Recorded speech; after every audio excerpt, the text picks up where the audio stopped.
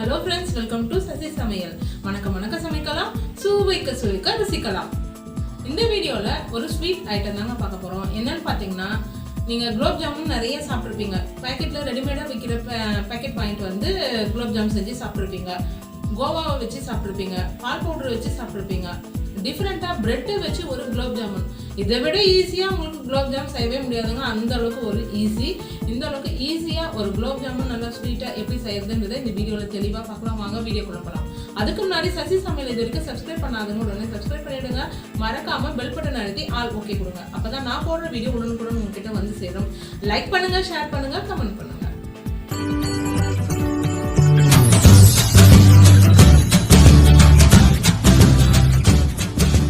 8 piece bread எடுத்துருக்கேங்க. இன்றைக்கி நான் brown bread எடுத்துருக்கேன். பிரெட்டு எடுத்துகிட்டு இந்த ஓரத்தில் இருக்கிற பீஸுங்களை இந்த மாதிரி கட் பண்ணி எடுத்துடலாங்க. 4 பக்கமும் இந்த மாதிரி கட் பண்ணிவிட்டு தனியாக எடுத்துடலாம்.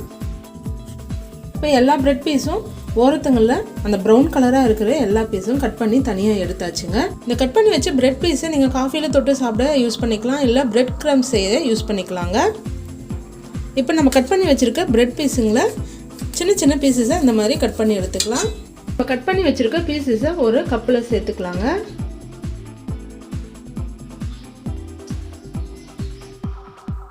இப்போ நம்ம கட் பண்ணி வச்சுருக்க பிரெட் பீசஸில் பால் சேர்த்துக்கலாங்க. நல்லா திக்கான பால் எடுத்துருக்கேன். பால் சேர்த்து நல்லா பிசைஞ்சிக்கலாங்க. தண்ணி சேர்க்காத திக்கான காய்ச்சி ஆற வச்ச பால் இப்போ 1/2 கப் அளவுக்கு சேர்த்துருக்கேங்க. நான் கொஞ்சம் கொஞ்சமாக பார்த்து சேர்த்துக்கிட்டேன். தண்ணி அதிகமாகவும் போயிடக்கூடாது, ரொம்ப கம்மியாகவும் டைட்டாகவும் பிசையக்கூடாது. ரொம்ப டைட்டாக பிசைனா உங்களுக்கு குலாப் ஜாமுன் ரொம்ப ஹார்டாக இருக்கிற மாதிரி தெரியும். இந்த அளவுக்கு சப்பாத்தி மாவு பதத்துக்கு பிசைஞ்சுக்கோங்க.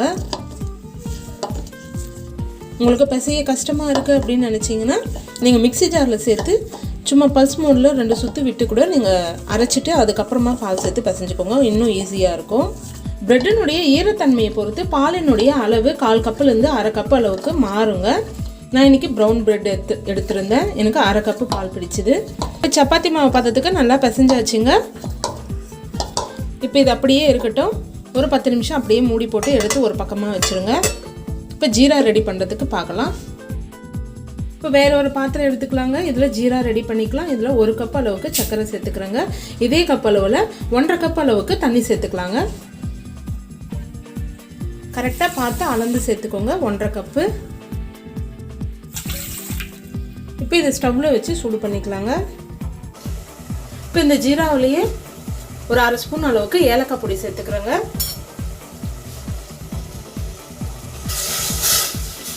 இப்போ இந்த ஜீரா நல்லா கொதித்து கரைஞ்சி வரட்டும்.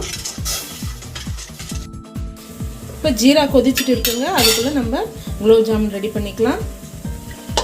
இப்போ இதிலிருந்து உங்களுக்கு வேணுன்ற சைஸில் நீங்கள் உருண்டை பிடிச்சி எடுத்துக்கோங்க. உங்களுக்கு வேணுன்ற ஷேப்பு வேணுன்ற சைஸு நீங்கள் செஞ்சுக்கோங்க.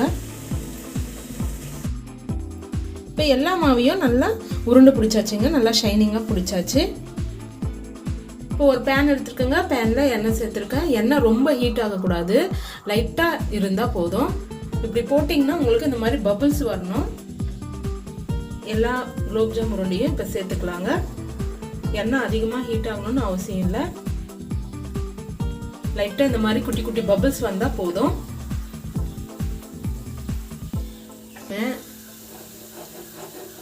அவ்வளோதாங்க. இப்போ எல்லா உருண்டையும் நல்லா சேர்த்தாச்சு. இப்போ எல்லா பக்கமும் நல்லா படும்படி இந்த மாதிரி கலந்து விட்டுட்டே இருங்க.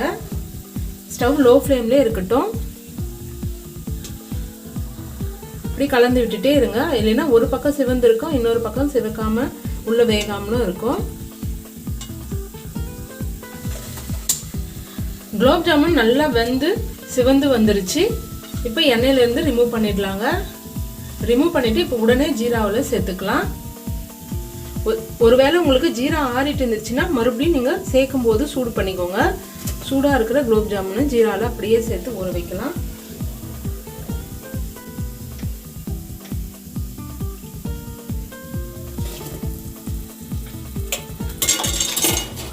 அவ்வளோதாங்க. இப்போ 1 மணி நேரம் அப்படியே ஊறட்டும். 1 மணி நேரம் கழித்து பார்க்கலாம்.